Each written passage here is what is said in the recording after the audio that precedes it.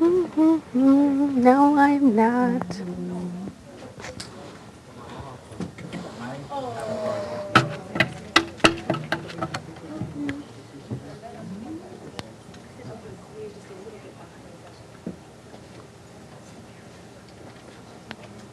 Okay, welcome again. Our next presenter is la hija. Everyone say la hija because everyone knows that she has been a pain for me for several years. Thank you. No, she has been wonderful. I'm going to miss her a lot because she's always, fighting with me and smiling and everything. So I really love her, and she knows that.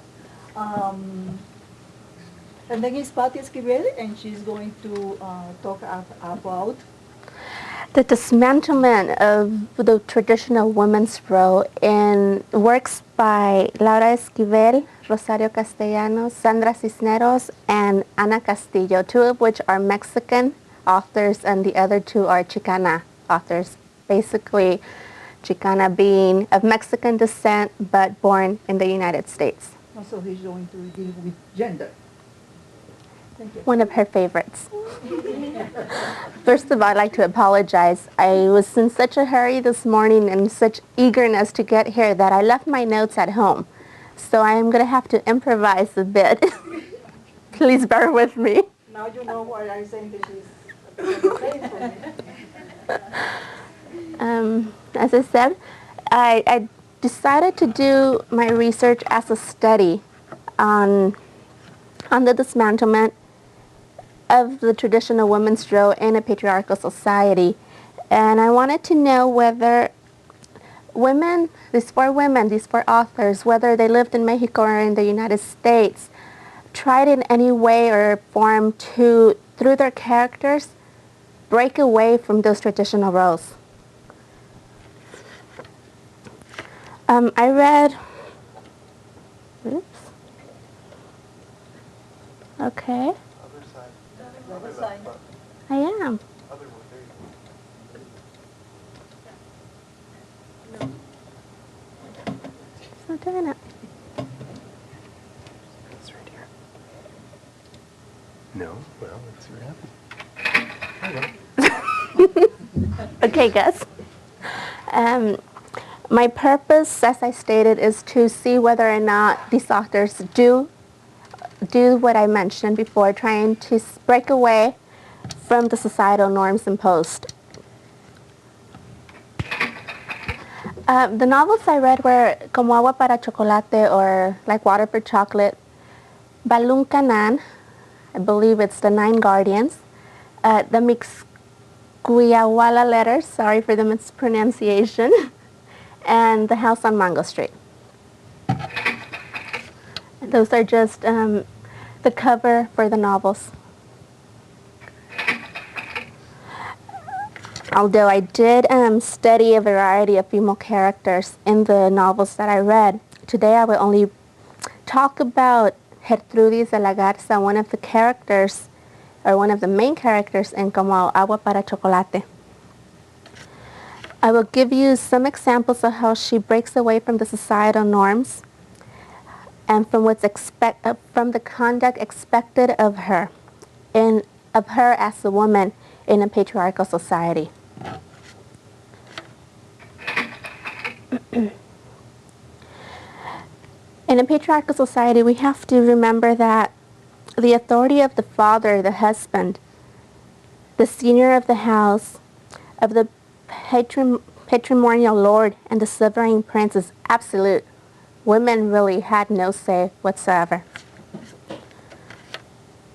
The roles of women in a society such as this would be of innocent girl, obedient and virgin young lady, married and procreating woman, sacrificing mother, and eternally devoted widow to the memoirs of her husband.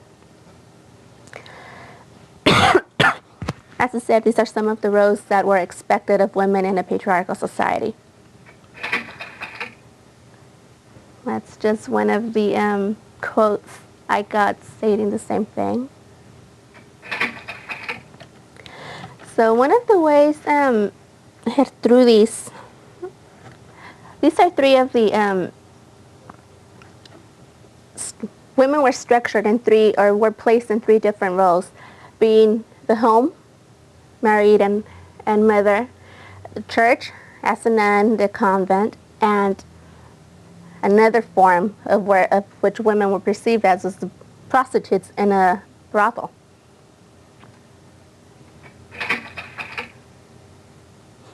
Today I'm going to talk about Gertrudis, and one of the ways that she rebels against the societal norms imposed was by letting her sexuality free. She does this by leaving home to follow a man in order to fulfill her sexual needs, by having sexual intercourse without the benefit of marriage, something very badly frowned upon through society and the church, and by joining the Mexican Revolution as a general.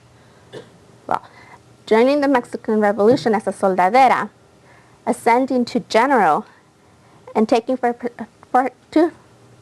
herself the position of authority normally relegated to the male. Go ahead. A soldadera was a camp follower, normally relegated to carrying the arms, carrying the rifles, cooking, cleaning, even taking care of the man, taking care of the husband, which were normally, and as in the revolution, was what the woman was there for. But there's also some, like Gertrudis in the novel, that breaks away from that and follows through and makes it into a position of authority, becoming a general. Something that even for a man was hard. These are just pictures of the women, or the soldaderas, practicing, taking aim. And then just their dress and they're called bandoleros, their ammunition. And so these are just some of the ways that Gertrudis breaks away from those norms imposed by society. She breaks away, giving free rein to her sexuality, joining the revolution, leaving home, following a man that's not her husband, and having intercourse without the benefit of marriage, or without the idea that it was just to create another life. This was just for her self-fulfillment, her own satisfaction. Okay. Now these are some of the books I used, my references.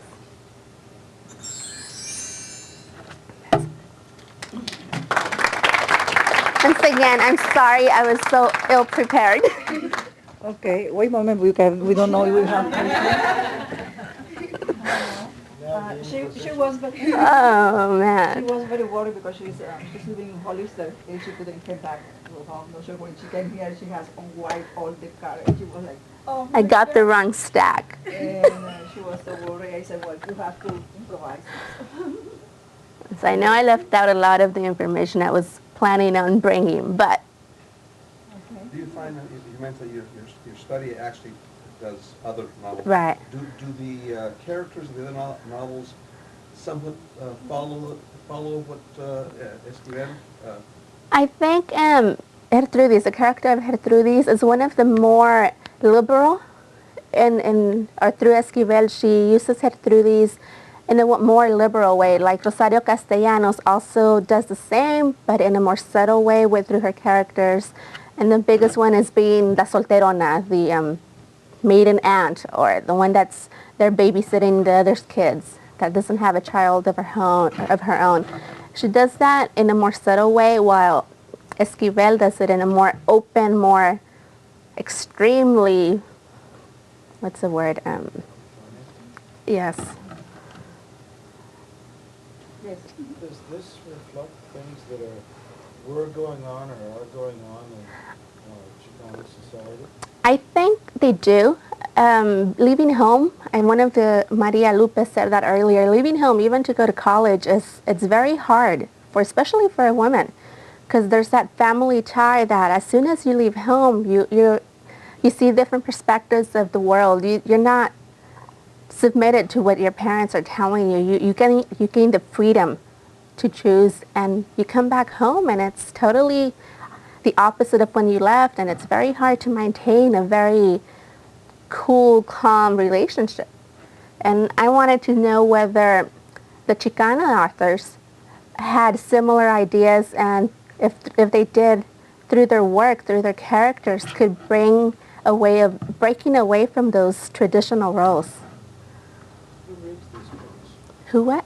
I know that the one that was made into a movie that was very popular. Right. But I guess my question is, do young ladies read these books? Balloon Canal was written in '68, I believe. It's very old. It's one of the first feminist, well, compared to Como Agua para Chocolate that was written in 1997, I believe, 96. It's a big move for a Mexican author. She brings the first movements of feminism to Mexico, into the literature.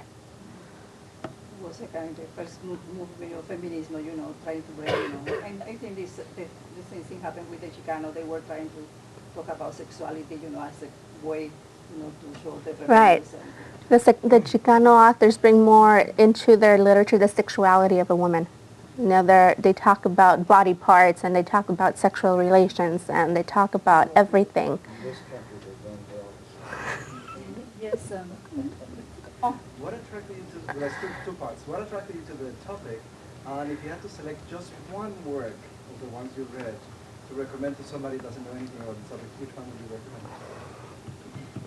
What attracted me first? I wanted to see, being of Mexican descent, I wanted to see if what I've gone through in my life, chaperone until I was 22 before, I was getting married, not being allowed to date, hard time letting them allow me because I needed permission to go off to college. If what I've gone through, they'd gone through, or someone else had similar perspectives of it, that was the main thing first. I wanted to see if it was different with Mexican authors as from Chicana authors, if their mentality was different. And if I had to recommend all of them, each one has their own little thing. If it's a really liberal mind, the Mixcoacula letters has a broad and open communication with the reader on topics that are to most of us taboo, abortion being one of them. Balloon Canal, it gives you a perspective of the indigenous people in Chiapas or around the area, and how, being that it was written back in late 60s, the beginning of feminism and how she incorporates that into her work. Sandra Cisneros gives you the perspective of a little girl growing up, and I think I related a little bit to I related a little bit to everyone, but I think I related to hers because it shows her growth, and having writing as her freedom, not wanting to be there in that same house when she grew up. She wanted a house of her own. So I think all of them. It's hard to say one. I have one word that you probably could have used for him. The beautiful ring of Esquivel. Therefore, yes. Yes, it's confusing. It's one of the most beautiful last names around, and, being that we come from, I have a relative, up there. On two occasions you mentioned that you wanted to see if the Chicana writer handles the rebelliousness, I guess, the same or similar to the Mexican writer. Does she? The Chicana writer is more open when she's criticizing, or when she's bringing out the rebellion of the women.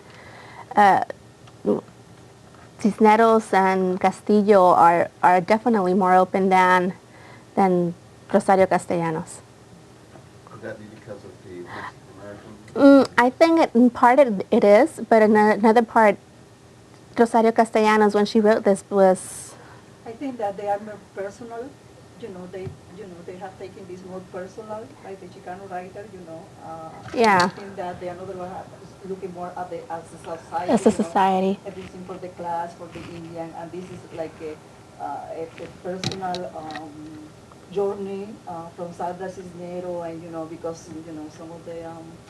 I think they were very influenced with the Chicano movement. This is a personal, fight, and the another one is more Societal. moderate, more, agree with the society. Just one real quick thing.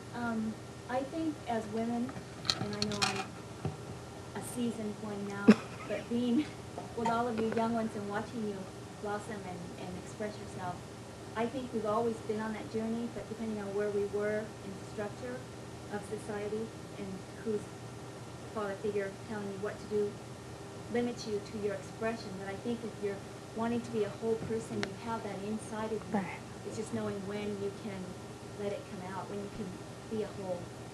Because I know I have a rebel inside of me, but I really have to keep a lid on it. Cause of the way where I was in my life, But I think it's a blend of all of our cultures.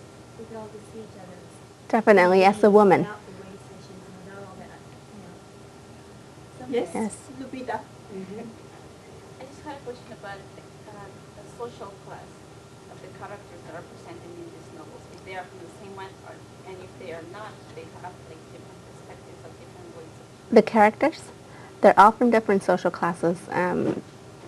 In Esquivel, the characters are middle classers or wealthy. They own their ranch. In Castillo's, she is a poor or lower class daughter of a factory worker, I believe. Castellanos is an influential, was from an influential background. She was the daughter of the cacique, and her characters in the novel relate to that social class.